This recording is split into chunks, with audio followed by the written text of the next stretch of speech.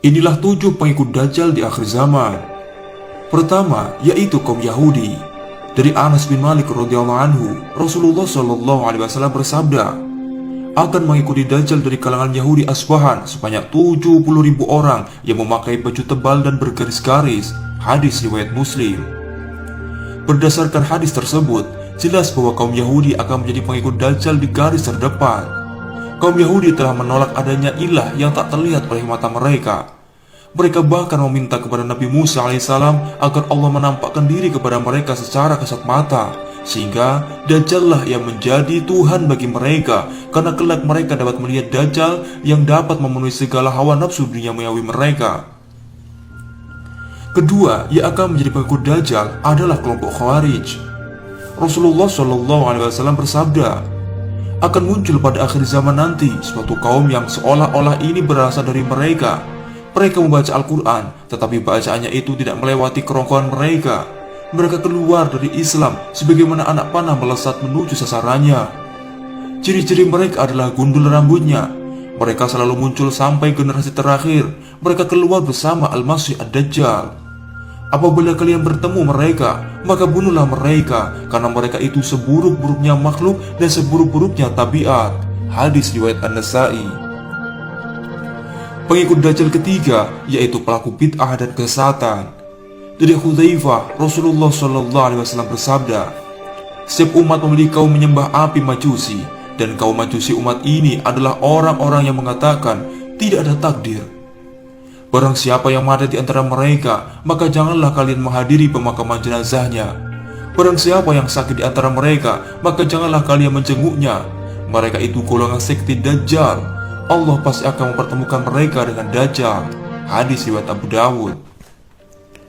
4. Golongan yang menjadi pengikut Dajjal adalah perempuan. Rasulullah SAW bersabda, Dajjal tinggal di tanah berair di Maghrib Ghana.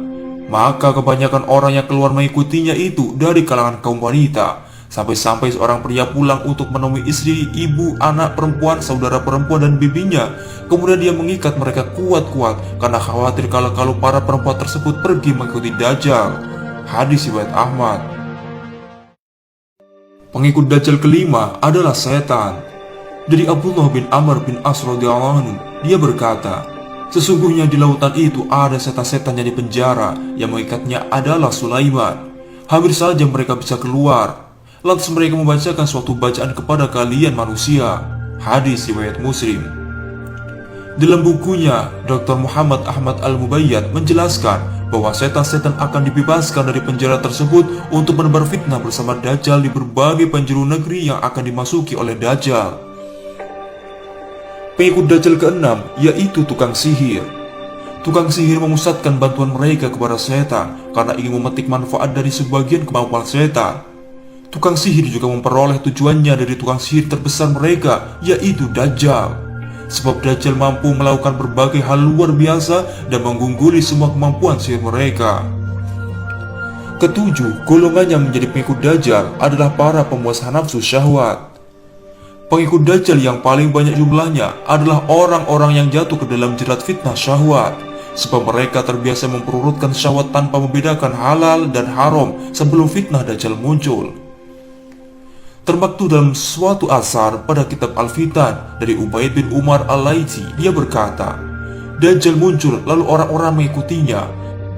Mereka berkata, kami bersaksi bahwa Dajjal itu kafir, akan tetapi kami mengikutinya hanyalah agar kami bisa makan dari makanannya dan kami bisa mengembalakan ternak di pepohonan yang berdaun lebat. Ketika kemurkaan Allah turun, maka kemurkaan itu juga menimpa mereka semua.